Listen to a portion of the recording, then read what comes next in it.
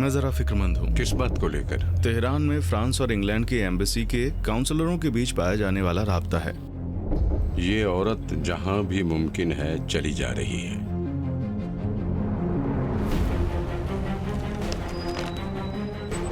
Iran ने अपने दिफाई programme की मीज़ान को घटाने का फैसला किया है। उन्हें खबरदार करना होगा कि जितनी जल्दी हो सके सोने के मार्केट को कंट्रोल करने के लिए अपनी जिम्मेदारी पूरी करें, और अगर हमारी बात को नहीं सुना तो गिरफ्तारियां शुरू कर देंगे। ये जाहिल और पीछे रह गए लोग मोहब्बत और एहतराम के भूखे हैं, लेकिन तुम इन बातों को नहीं समझोगे। आपको एक मुलाकात की दावत दी जाती है।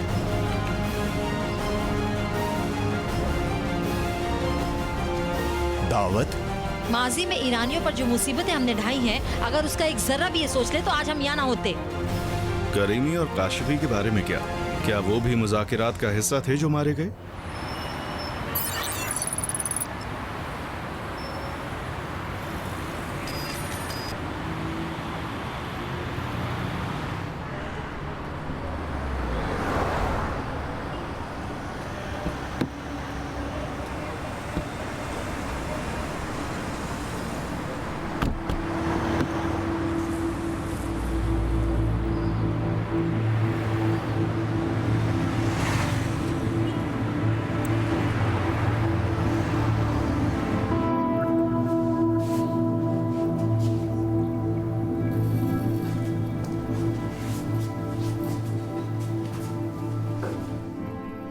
क्या हुआ? आ गई। बहुत शुक्रिया। कोई बात नहीं।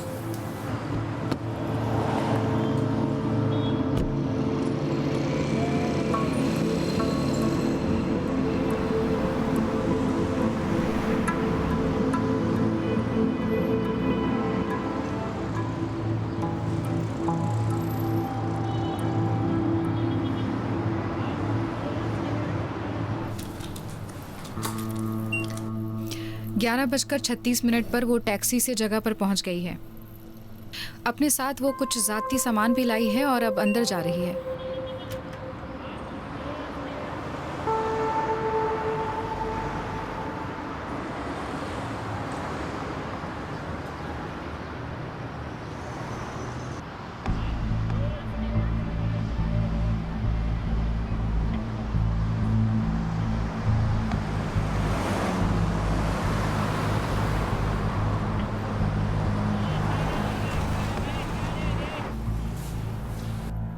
ये देखो,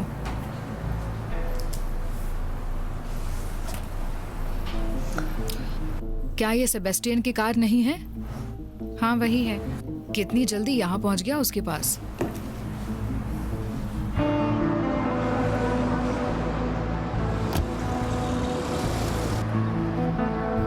हेलो, आ रहा हूँ अभी।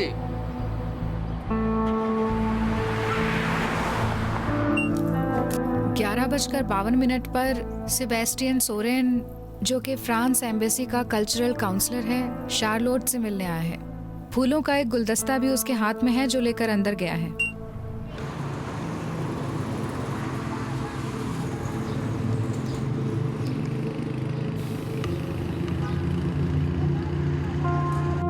यहाँ मैंने तुम्हें फालतू वक्त गुजारने के लिए नहीं बुलाया है। मैंने जो काम बोला था वो किया तुमने? कारण से कांटेक्ट किया तुमने? हाँ, परसों मिला था मैं।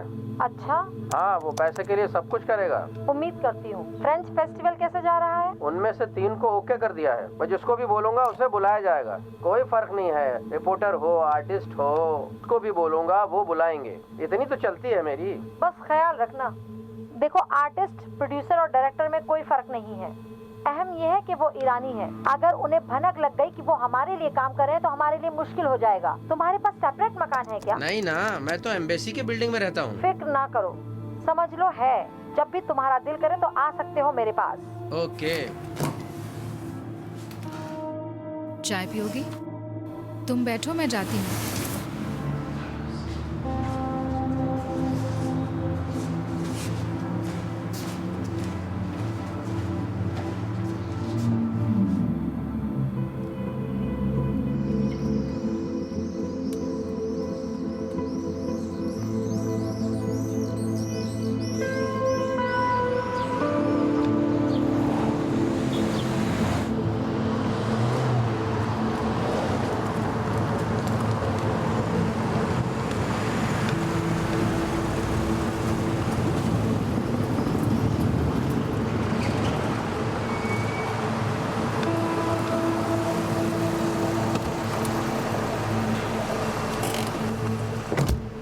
इस सिलसिले में मैं आपको बता दूं कि जब भी मुल्क में ज़र मुबादला की कीमतों में ज़्यादा उतार चढ़ाव होता है तो मैं एक ज़िम्मेदार होने की हैसियत से हालात की तफसीली रिपोर्ट तैयार करता हूं और मौजूदा हालत, उसकी वजूहात और सूरत हाल को रिपोर्ट की शक्ल में सेंट्रल बैंक के गवर्नर के अलावा सिक्योरिटी इदारों के लिए भी भेज दिया करता हूं। मुझे लगता है आप तक भी पहुंच गई होगी।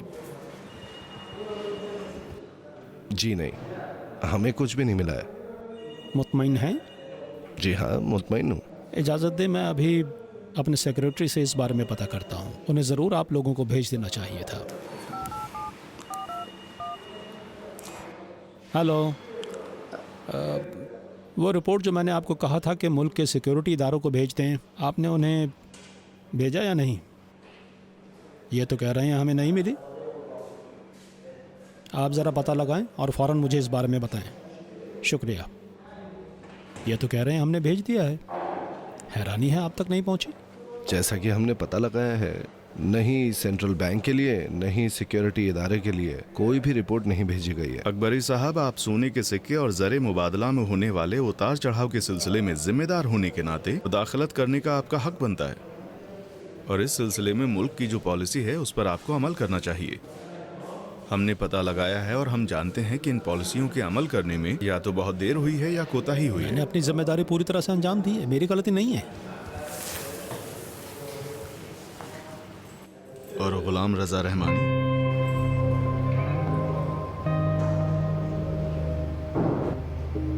अच्छा तो मोहम्मद, तुमने कहा ये मैडम शार्लोट टूरिस्ट की हैसियत से किन किन शहरों में गई है? जनाब इस्फहान, शिराज, किरमान और बूशहर का सफर किया है। और इन दिनों शार्लोट एक्सचेंज मार्केट में बहुत ज्यादा घूम फिर रही है और हर जगह से रिपोर्ट तैयार कर रही है। और चूंकि शार्लोट का राब्ता रहमानी से है और रहमानी का भी एक्सचेंज मार्केट पर तसल्लुत है, तो कह सकते हैं कि शार्लोट भी इसमें शामिल है। तुम अभी इसी वक्त एंटी करप्शन ब्यूरो वालों से बात कर लो। उनसे कह दो कि हम कार्रवाई शुरू कर रहे हैं और अगर जरूरत पड़ती है तो एक साथ मिलकर कार्रवाई करेंगे, यानी दोनों डिपार्टमेंट एक साथ मिलकर काम करेंगे। मैंने रिपोर्ट काजिम के लिए भेज दी है, उस पर काम कर रहे हैं। मोहम्मद, हम यूं ही हाथ पर हाथ धरे बैठे नहीं रह सकते कि बहरान वजूद में आए और उसके बाद हम उसे खत्म करना चाहें। जनाब सही कह रहे हैं। शहीदी सही कह रहे हैं। जाओ, जाकर जायजा लो कि कार्रवाई शुरू करने के लिए बेहतरीन वक्त कौन सा है। अच्छी बात है जनाब, इजाजत दें। शुक्रिया।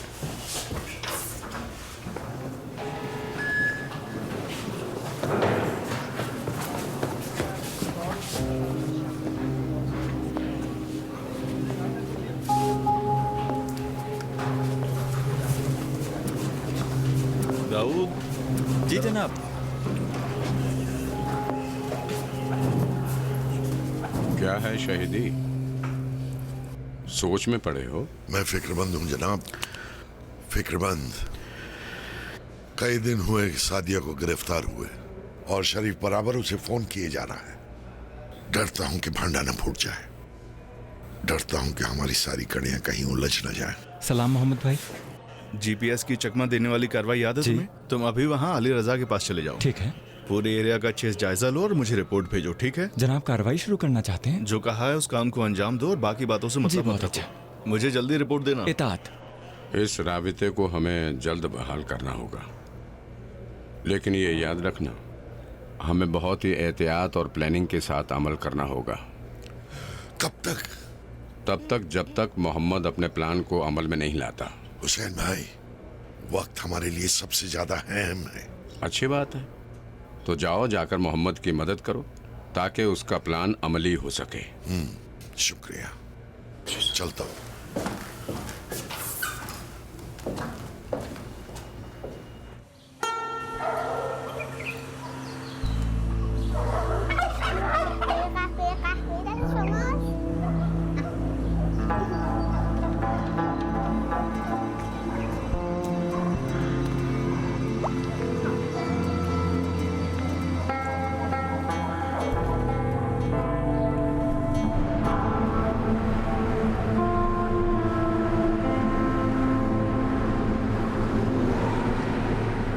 मेरी समझ में नहीं आ रहा है कि ऐसा क्यों है।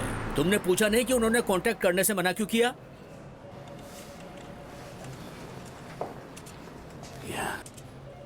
पूछ तो लिया होता, ऐसा क्यों है? आ जाओ, यहाँ उठ के आ जाओ। मैं फोन पर ज्यादा बात नहीं कर सकता हूँ। आ जाओ, जल्दी आ जाओ।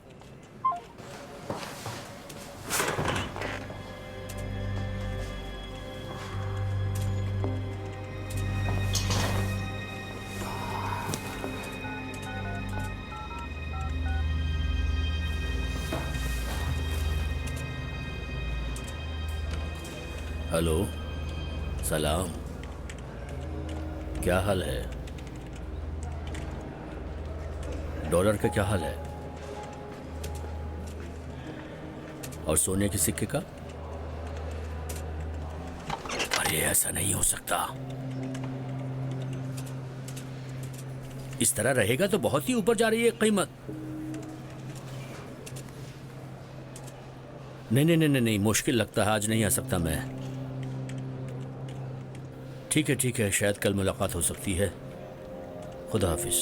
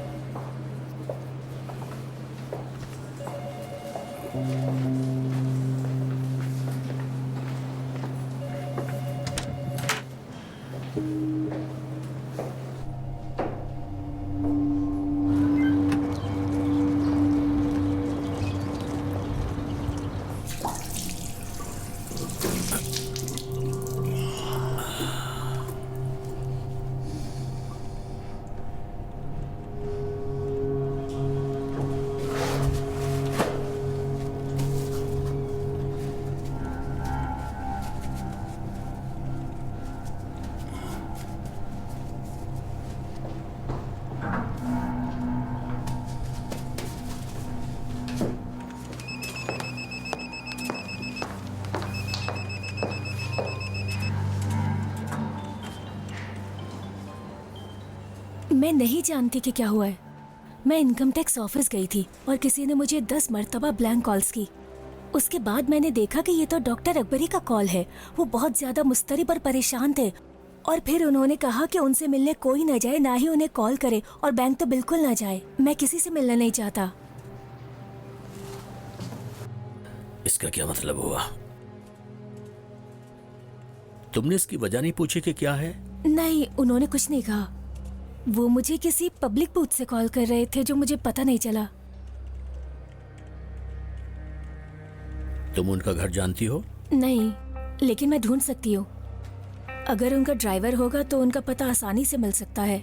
अगर अपनी कार से आना जाना करते हैं तो उनकी कार के नंबर से उनके घर का पता मालूम कर सकते हैं। कोई है जो पता लगा सके? 1-2 लोगों को जानती हूँ, अभी बंदोबस्त करती हूँ। नेकपुर जी। कुछ नहीं।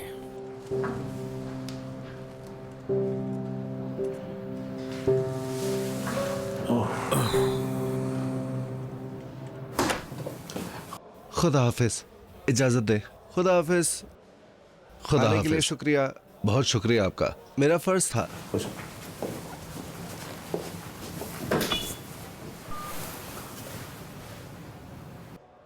मूसापुर साहब तशरीफ लाए हैं? जी, कोई बात नहीं।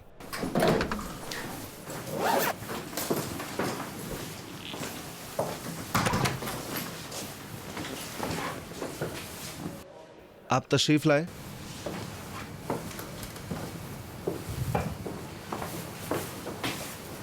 यानी तुम्हें गिरफ्तार कर लिया था? अमली तौर पर ऐसा ही है। तो फिर अभी बाहर कैसे हो? उन्होंने जुर्म क्या बताया? उन्होंने बराह रास्त तो कुछ नहीं कहा, लेकिन एक तरह से उन्होंने मुझे समझा दिया कि मेरा इल्ज़ाम सिक्योरिटी से मुताल्लिक है। सिक्योरिटी से मुताल्लिक? वो भी मुज़ाकरात करने वाली टीम के मीडिया इंचार्ज पर, हमारी मैगजीन के डायरेक्टर पर? सिक्योरिटी का इल्जाम क्यों? तुम तो मेरे सलाहकार हो। तो क्या हुआ? उनके लिए कोई फर्क नहीं पड़ता कि मैं कौन हूँ।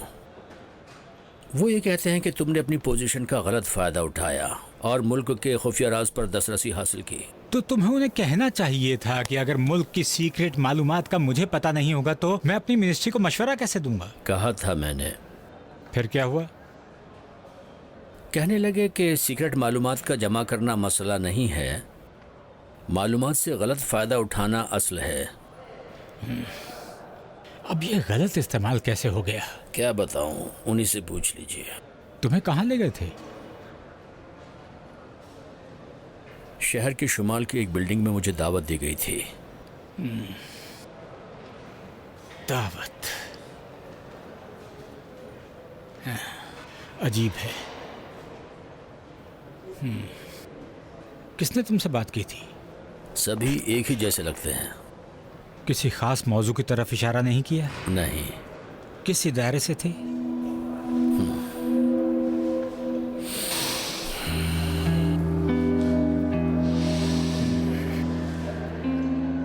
तुम्हारे ख्याल में वो ये काम कर सकती है? अगर चाहे तो कर सकती है, और अगर ना चाहे? वो सामने वाले को होशियार कर सकती है और सारा खेल बिगाड़ सकती है। जानते हो अदालती लिहाज से इसका क्या हुक्म है? मैंने बता दिया है उसे।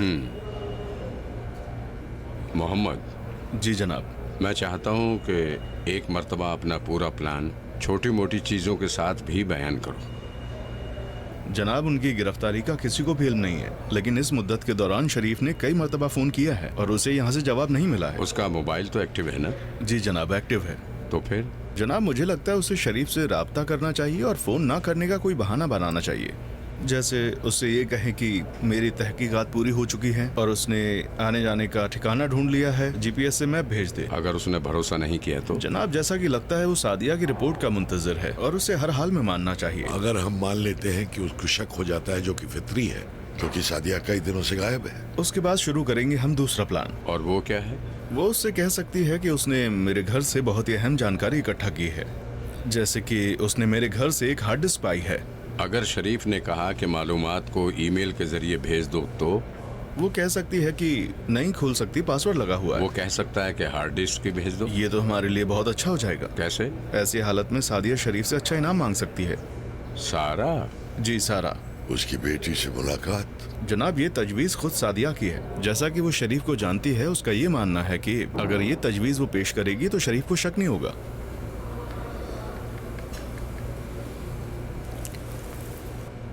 मोहम्मद।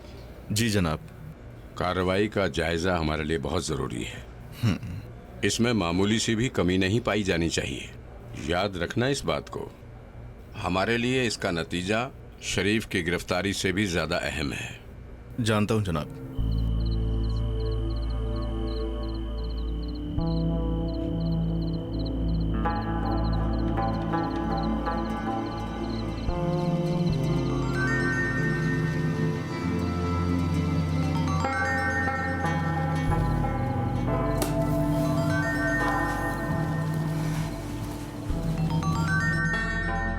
शरीफ साहब, आपका मोबाइल बज रहा है।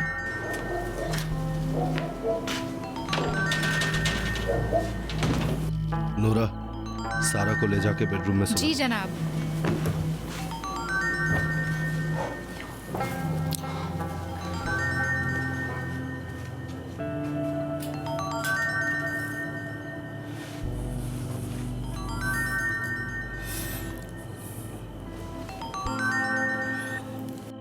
हेलो हेलो इब्राहिम, तुम जवाब क्यों नहीं दे रहे हो? तुम्हारी फोटो फिक्स है। हेलो, तुम फोन क्यों नहीं उठा रही थी? सलाम, वही हो? मैं पूछ रहा हूँ तुम फोन क्यों नहीं उठा रही थी? हम और साइद दोनों ही बीमार हैं, पड़े हुए हैं। इन्फ्लुएंजा हो गया है। अभी कहाँ हो? कहाँ जा सकती हूँ, घर पर ही हूँ, बस पड़ी हुई हूँ। मैं अभी चल ही नहीं सकती हूँ। शायद कहाँ है? साइद भी बीमार है, सो रहा है। दिखाओ उसे। ठीक है, जाग जाएगा तो तुम्हें दिखा दूंगी मैं। मैं अभी देखना चाहता हूँ उसे। अभी तो वो सो रहा है। मैंने कहा ना, मैं अभी देखना चाहता हूँ उसे। ठीक है, रुको जरा।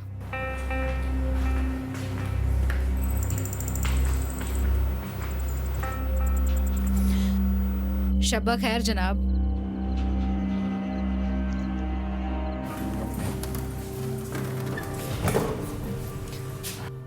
लो देखो सो रहा है ये, और ये रही उसकी दवाएं।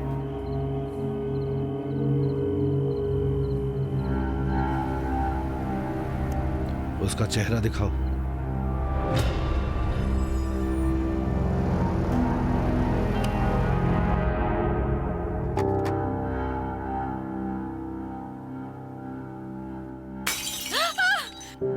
पागल, तुम यही चाहते थे ना? अब इत्मीनान हो गया? इतनी जोर से मारा, अगर लग गया होता तो मेरा सर फट जाता। तुम्हें पता है ना कि वो पागल है। अगर मर रही हो तो भी तुम्हें मेरे फोन का जवाब देना होगा, समझी? मैं कह रही हूँ ना कि बीमार पड़ी थी, आवाज नहीं निकल रही थी। अभी भी बहुत सारी दवाएं खाने के बाद उठ पाई हूँ। मेरे लिए अहम नहीं है ये। किसी भी हालत में तुम्हें मेरा जवाब देना होगा, समझ गई तुम? अच्छी बात है, समझ गई। मैंने तुम्हें इसलिए कॉल किया है कि अब तुम उस मोहम्मद का ख्याल अपने दिमाग से निकाल दो, क्योंकि तुम में हिम्मत नहीं है। किसने कहा मुझ में हिम्मत नहीं है? मैं कह रहा हूँ, क्योंकि अगर तुम में हिम्मत होती तो अब तक कोई नतीजा निकल गया होता। नतीजे तक पहुंच गई हूँ। बताओ। 2 अहम खबरें हैं। पहली खबर यह है कि मैंने मोहम्मद के ऑफिस का पता लगा लिया है, और दूसरी खबर पहली वाली से ज्यादा अहम है। मोहम्मद के घर में मैंने बहुत जरूरी चीज ढूंढी है। क्या? कंप्यूटर की एक हार्ड डिस्क है। दिखाओ मुझे। अभी? हाँ अभी। अब ये हार्ड डिस्क तो उठकर शोर नहीं मचाने वाली। दिखाओ मुझे। ठीक है, 1 मिनट रुको।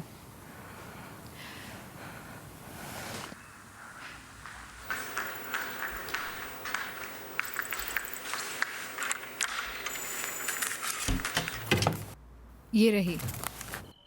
कहाँ थी? जिस मंजिल पर मोहम्मद रहता है, बड़ी मुश्किलों से खुद को वहां तक पहुंचा पाई हूं मैं। ये उसने अपनी टेबल के ड्रॉर में रखा हुआ था। तुमने कैसे ढूंढा इसे? बस ढूंढ लिया। इसकी मालूमात को कॉपी करके इसे अपनी जगह पे रख दो। इस बारे में सोचा, लेकिन पासवर्ड लगा है। जब आएगा ढूंढने उसे नहीं मिलेगी तब पता चल जाएगा। नहीं, फिलहाल तो कोई खबर नहीं है, सफर पे गया है। तुम्हें कैसे मालूम?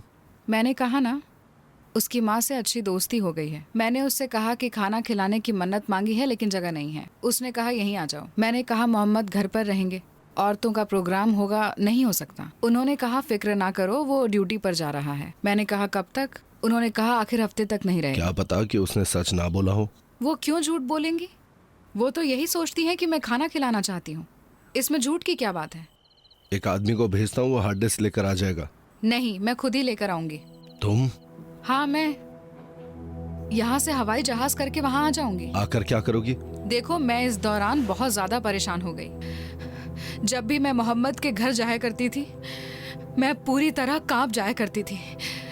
हमेशा यही सोचा करती थी कि कहीं पकड़ी ना जाऊं मैं। अपने इस डर की वजह से इनाम चाहिए तुम्हें? नहीं, जो काम मैंने तुम्हारे लिए किया है उसका इनाम चाहिए। दरखास्त करती हूँ, आने की इजाजत दे दो। नहीं हो सकता। तुमसे दरखास्त करती हूँ, आने की इजाजत दे दो। कहा ना नहीं। अब ज्यादा इसरार मत करो, दूसरी तरह बात करो। ठीक है, जैसा तुम चाहो। जहन्नम में जाओ जो नहीं चाहते। कितनी बेवकूफ और पागल हूँ मैं, जो रिस्क उठाकर एक इंटेलिजेंस वाले के घर चली गई कि कुछ सुराग ढूंढ सकूं। और तुम्हारे लिए एक हार्ड डिस्क ढूंढ सकूं। आखिरकार इस हार्ड डिस्क को ढूंढ ही लिया मैंने। अब शुक्रिया तो दूर, तुम मुझे मेरी बेटी से भी नहीं मिलने दे रहे हो। कितनी बड़ी बेवकूफ हूँ मैं। खुदा हाफिजी करो। मैंने कहा खुदा हाफिजी करो जल्दी। खुदा हाफिज।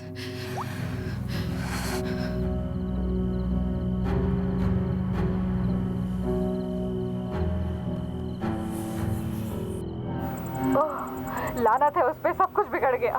मैं उस कमीने को पहचानती हूँ। वो मेरी बेटी से कभी मुझे मिलने नहीं देगा। सब गड़बड़ हो गया।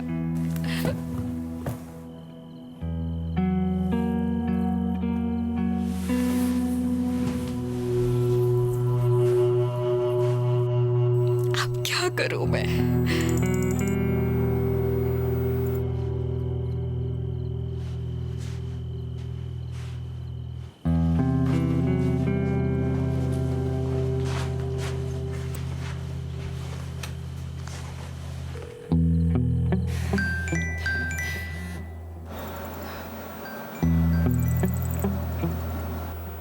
वही है। हाँ वही है। उसको जवाब दो, लेकिन बहुत ही गुस्से में, जिसकी पहले प्रैक्टिस कर चुकी हो तुम। अगर उसने मुझसे कुछ पूछा तो? फिक्र ना करो, मैं यहाँ से गाइड करूंगा। जवाब दो उसे।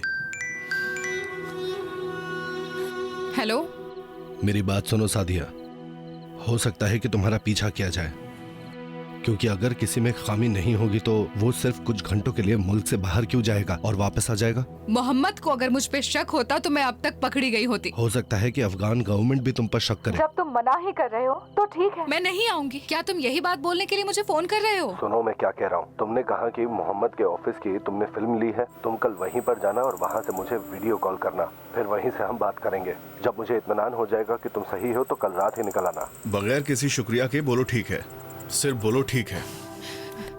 ठीक है।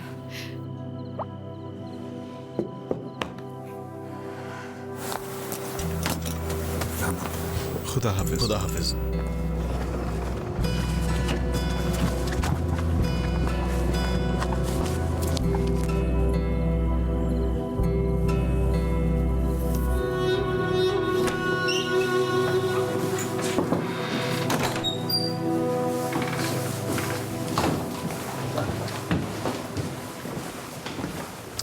ऑफिसर महमूदी,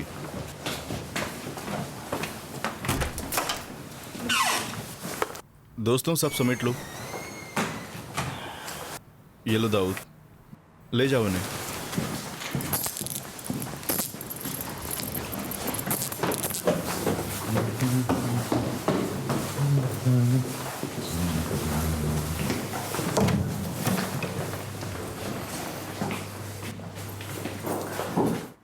कावे,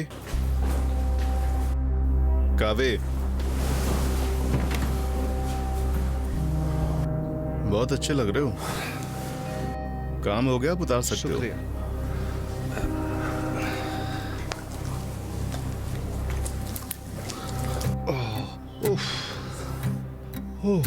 बहुत शुक्रिया। बहुत शुक्रिया।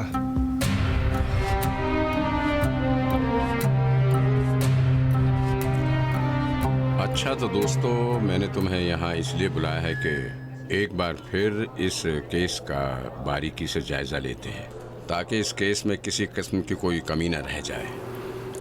प्लान बिल्कुल पुख्ता होना चाहिए। मोहम्मद, शुरू करो। जी, ये केस शुरू होता है इब्राहिम शरीफ की ईरान में मौजूदगी से। उस इलाके में हमारे आदमियों ने उसकी अच्छे से शिनाख्त की और उस पर निगरानी रखने लगे, और उनका इस काम में हाथ बटाने के लिए हम भी वहां चले गए।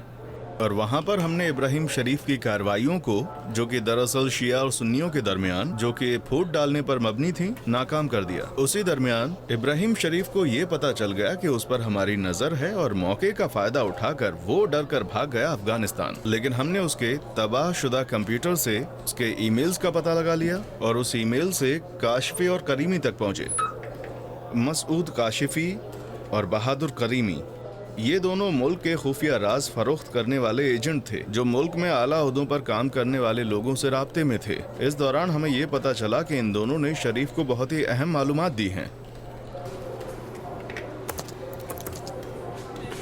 इब्राहिम शरीफ MI6 के ताउन से साइद आमिर और उसका साथ देने वाली उसकी बहन सादिया आमिर के जरिए इन दोनों को मारने में कामयाब हो गया। इससे पहले कि हम करीमी और काश्मी तक पहुंचते, ये दोनों मारे जा चुके थे। उसके बाद इब्राहिम शरीफ ने इसी सादिया आमिर के जरिए मेरी अहलिया के साथ काम करने वाली खातून को मोहरा बनाकर मेरे घर का पता हासिल कर लिया, और फिर इसने मोहसिन कुलाही नाम के आदमी को मेरा पीछा करने के काम पर लगा दिया, जिसने कि मेरा पीछा करके मेरे काम करने की जगह का पता लगाने की कोशिश की, जिसमें वो कामयाब नहीं हुआ। और जब ये वाकया पेश आया तो रसूल को एक बनावटी एक्सीडेंट के जरिए हॉस्पिटल पहुंचा दिया गया, ताकि वो हमारे आदमियों को यकजा करके हमारी पहचान कर सके, और इस तरह वो शायद हमारे इदारे तक पहुंच सके। और अच्छी बात ये रही कि अब्दी साहब की रहनुमाई के जरिए हमने उस आदमी की प्लानिंग को फेल करके उसे उसी के जाल में फंसा दिया, उसका पीछा भी शुरू कर दिया। हम कुलाही के जरिए आमिर तक पहुंचे, और फिर उसके बाद उसकी बहन सादिया तक पहुंचे, और वो भी हमारी निगरानी में आ गए। इसी दरमियान सादिया आमिर ने अपने को एक NGO का नुमाइंदा बताया, जो कि जाली था। वो मेरी अम्मी तक पहुंचने की कोशिश करने लगी, और यहाँ तक कि मेरे घर तक पहुंच गई, और वहाँ पहुंचकर उसने मेरी बाइक पर एक GPS भी फिट कर दिया। और अच्छी बात ये रही कि उनका ये प्लान भी कामयाब नहीं हो सका, बल्कि उनके प्लान से हमें भी मौका मिल गया, जिसका जायजा हम बाद में लेंगे। आखिर में मैं इतना जरूर बताना चाहूंगा कि हमारे आदमियों ने इस केस पर गौर व फिक्र करने के बाद उसकी खामियों को भी ढूंढा, जिसकी तफसील इस रिपोर्ट में दर्ज कर दी गई है। मेरी दरख्वास्त है कि आप इस रिपोर्ट को गौर से पढ़ें ताकि हम अपनी खामियों को दूर करने की कोशिश करें कि मुस्तकबिल में उनकी तकरार ना हो।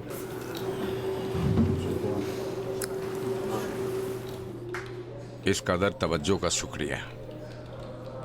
शुक्रिया।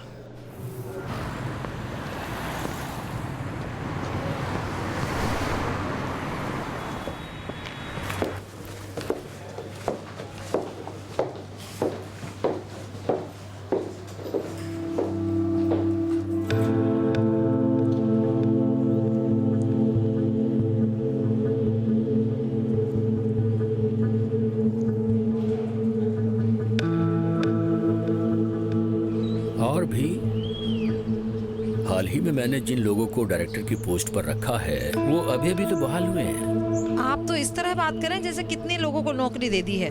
कितने लोग हैं ये मौजू नहीं है। बात यह है कि आप ये चाहती हैं कि जिन लोगों का आप तारुफ कराएं वो मुल्क के इक्तिसादी और बैंकिंग सिस्टम में जल्द अज जल्द बहाल कर लिए जाएं।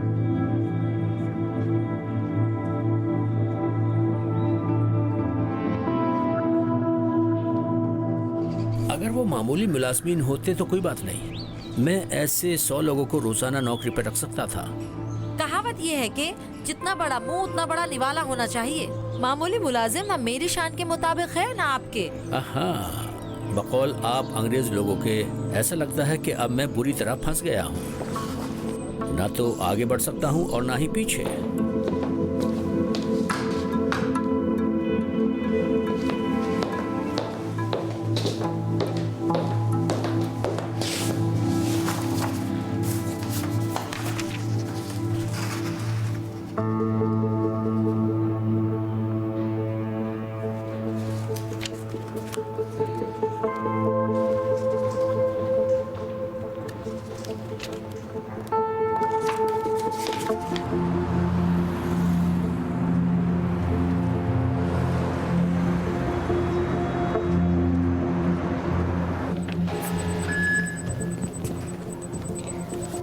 भाई रसूल, ये वो रिपोर्ट है जो तुमने मांगी थी। बहुत बहुत शुक्रिया तुम्हारा। पढ़ लूंगा, कोई बात होती है तो बताऊंगा। ठीक है, मैं खिदमत में हूँ।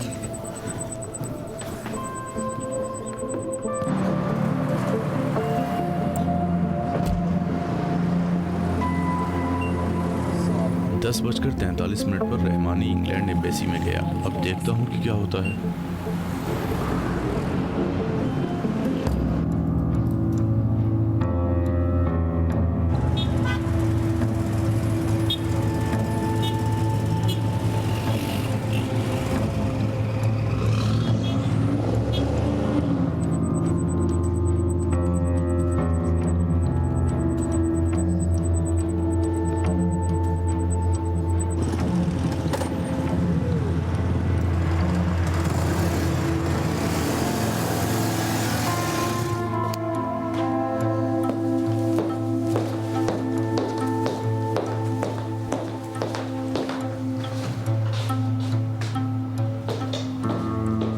खुशामदीद जनाब। शुक्रिया, मेहरबानी।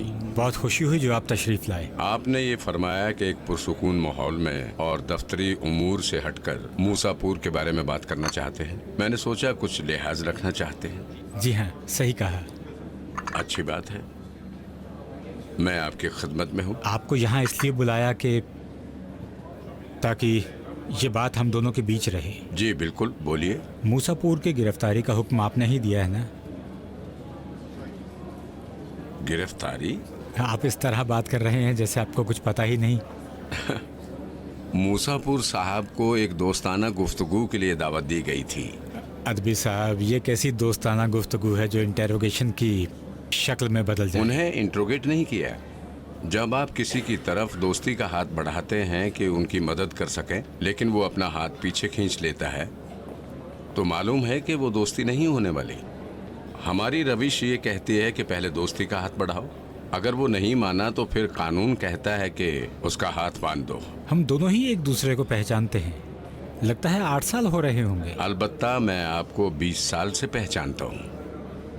बहुत अच्छी बात है। 20 बरस कम अरसा नहीं होता। जरूर आपने मुझे पहचान लिया होगा कि मैंने इस मुल्क की सरबुलंदी के लिए कितनी कोशिशें की हैं और कितनी भारी कीमत भी चुकाई है। जरूर आपने मकसद को आगे बढ़ाने के लिए जो जहमतें उठाई हैं और उनके बारे में सोचते हैं कि ठीक अंजाम दिया और दे रहे हैं। मैंने अपना कोई जाती फायदा तो नजर में रखा नहीं है अब्दी साहब।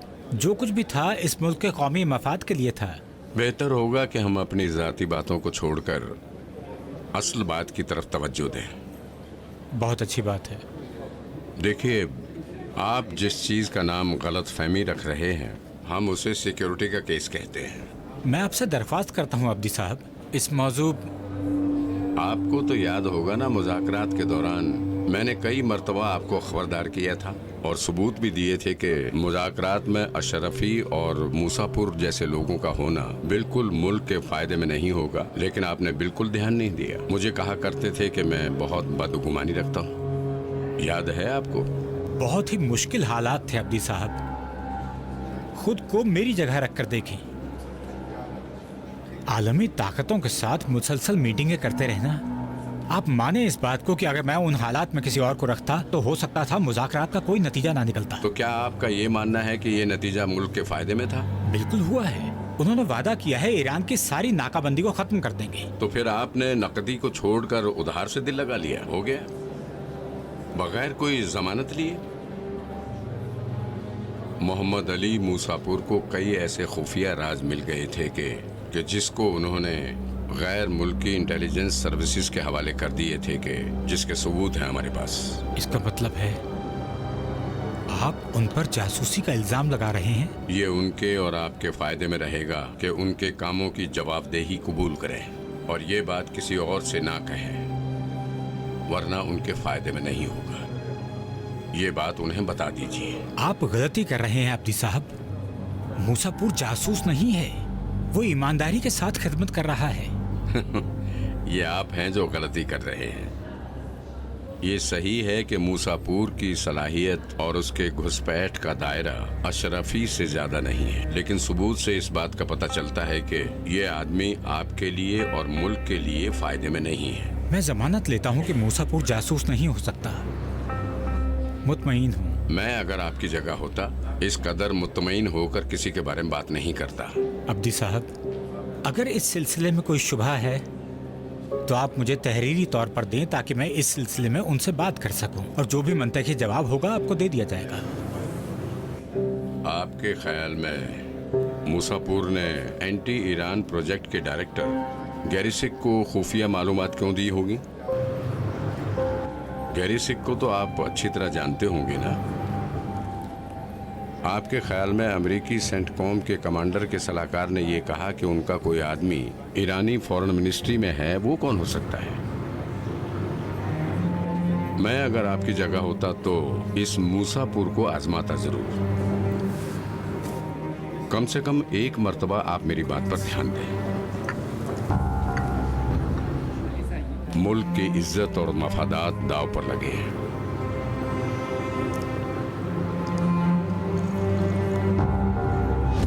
लगता है मेरे बारे में पूरी तहकीक की है। मुझे ये बात पसंद है कि जिसके साथ भी काम करना चाहती हूँ उसके बारे में सब कुछ जान पाऊँ। तुम ये कहना चाह रहे हो कि ईरानी इंटेलिजेंस वालों के आने जाने का रास्ता पब्लिक पार्किंग से है? हाँ, ऐसा ही है। तुम्हारा असल काम तब शुरू होगा जब ये लंदन पहुंच जाएगा।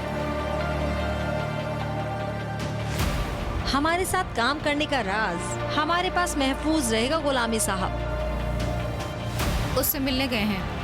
कौन? नहीं जानती। हमें पता चलना चाहिए कि आप इतने परेशान क्यों हैं।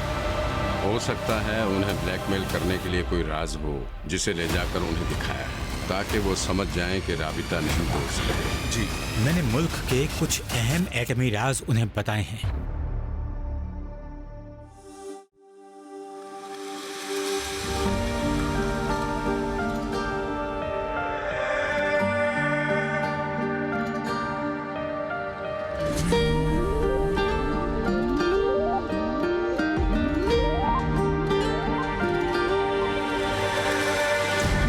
بغل کن عشق من که خاک مادری تویی کجا برم بدون تو که عشق آخری تویی، تو سرپناه خستگی من باش، من دلم پره. یه وقت آدم از دوست و دشمن زخم میخوره. عشق به خاکت فرقی با مادر نداره، خاک یه آتیشه که خاکستر نداره. چه کوهایی نذاشتن رو سر این خونه خاکستر بباره.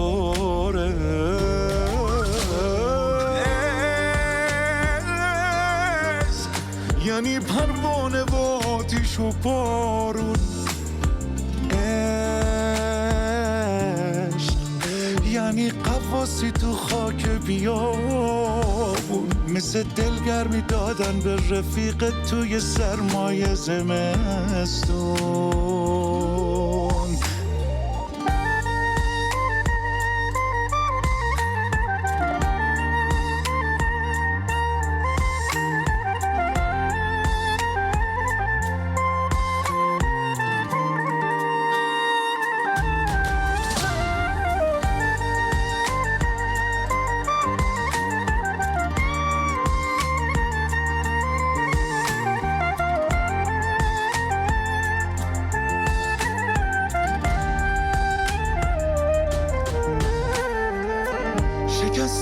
شکست پنهون نیست، گذشتن از گذشته آسون نیست.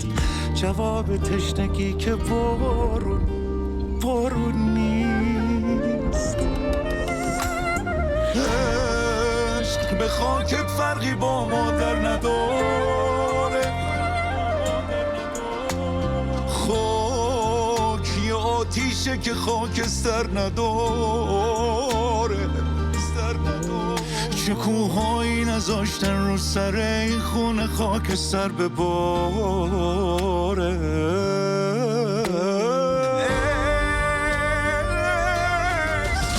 یعنی پروانه و آتیش و بارون، عشق یعنی قواسی تو خاک بیابون، مثل دلگرمی دادن به رفیق توی سرمایه زمستون.